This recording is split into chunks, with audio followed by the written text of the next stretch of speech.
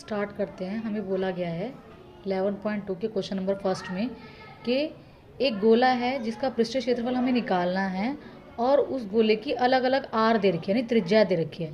एक बार दे रखी है ये, एक दूसरी बार दे रखी है ये, तीसरी बार दे रखी है ये। तो हमें इसका पृष्ठीय क्षेत्रफल लगना है, यानी हर बार आर अलग रखनी है।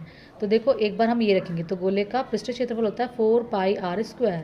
तो 4π की वैल्यू ये रही, आर जो है वो इस बार ये रखनी है। तो 10.5 10.5 7 से जो है इसको डिवाइड करने पर 1.5 आया, और जितना भी नंबर है उन सबको आपस में मल्टीप्लाई कर लिया तो ये आया, यानी पहले गोले का पृष्ठीय क्षेत्रफल कितना आ गया, ये आ गया। अब हमें रखना है, अब दूसरे गोले पे रखनी है हमें आर 5.6 सेंटीमीटर। तो वही गोले का पृष्ठीय क्षेत्रफल हमें पता है क्या है, गोले का पृष्ठीय क्षेत्रफल होता है 4πr²। तो 4π की वैल्यू ये और इस बार ये रखना। अब 7 से इसको भाग करने पर ये आया है और इन सभी नंबर को आपस में मल्टीप्लाई किया है, तो फिर हमारा क्या आया है, ये नंबर निकल के आया, ये 3 है। ठीक है, 3 सेंटीमीटर स्क्वायर। देखो क्षेत्रफल में हमेशा ध्यान रखना सेंटीमीटर स्क्वायर जरूर लगाना, क्योंकि क्षेत्रफल हमेशा स्क्वायर में निकलता है।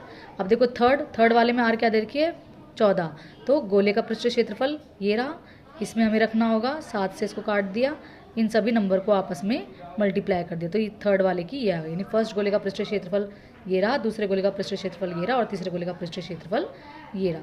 अब देखो वीडियो क्या है कि शॉर्ट्स में जो है टाइम कम होता है, तो मैं इसको मल्टीप्लिकेशन करके नहीं दिखा सकती।